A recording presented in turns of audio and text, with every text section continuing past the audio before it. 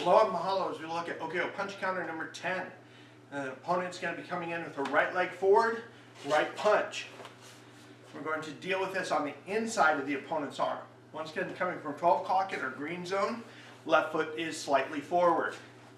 As he comes in with that right punch, I'm going to step in, cutting the circle, cutting the opponent's attack, and left outward block or knife hand block position.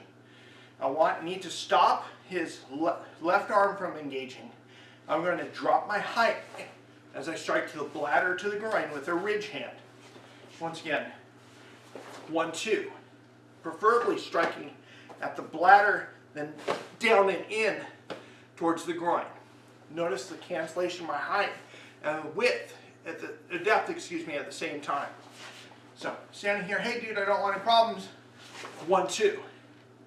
I'm going to then contour down with my left hand and right behind his legs. I'm going to push with my head at his sternum to push his weight behind him on that imaginary third leg to allow me to off-weight to his heels for the double leg takedown.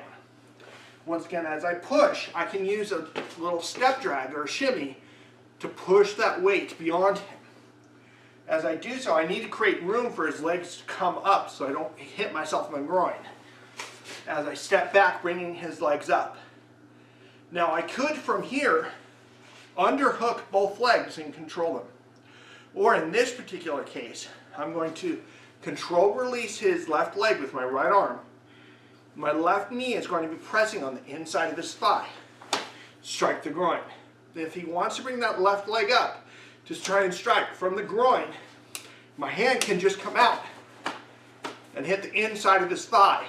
The big American Kempo technique, dance to death. As I do so, I want to then get out and continue. I'm going to reach over, whether it's underneath or over, in my opinion, over. Push that leg as I kick with my left towards the head or the kidney. Step, allowing me looping overhead with the right towards the head. Cross and cover out at a 45-degree angle. With that, this has been OKO Punch Counter number 10. Stay tuned for concepts and principles. Aloha, mahalo as we look at OKO Punch Counter number 10. It's a right punch with the right leg forward. This is going to be an introduction to a double leg takedown. In my opinion, this is just Chris thing here, I'm not the biggest fan of double leg takedowns. I prefer single leg takedowns the majority of the time, as we have seen in other techniques. And I'll give you an introduction to an alternative technique is a single leg takedown versus two. In this particular case, we're going to be going to the inside of our opponent's arm. As I do so, block and strike to the bladder and then to the groin. I prefer to hit to the bladder because strikes to the groin, especially for someone who is on drugs, illicit or prescription drugs, often can inhibit their ability to feel pain.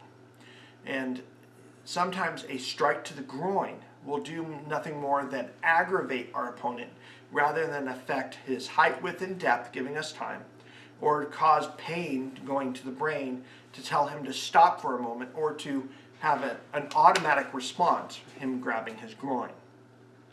So once again, I'm going to strike, and I'm going in the flow of the technique from here, I'm going to contour down and grab both legs, creating room to drop him down. In the American Kempo technique, dance of death, instead of going to the inside of the arm, we go to the outside of the arm. So as the punch comes in OKO Punch Counter number 10, we go to the inside, chop, and strike. In the American Kempo technique, we're going to use a thrusting inward block and go to the outside of the arm. I'm going to then control that arm as a strike to the groin. As I step forward, I'm going to hook behind his left side of his body, grab that right leg, and I'm going to collapse my right arm into an elbow, into his sternum, to drop him down. Now, with both techniques, the follow-up on the ground is very similar in Punch Counter number 10 as well as Dance to Death. I'm using my legs to continue to keep his legs spread and striking the groin and the legs. So what do we have here in OKO Punch Counter number 10? We need to make sure that we have enough room to clear the legs so that we do not have an unintended consequence of bringing his legs up in to kick us, especially in the groin, kick our legs, our stability or mobility, or lift it far enough to even kick ourselves in the groin or in the gut.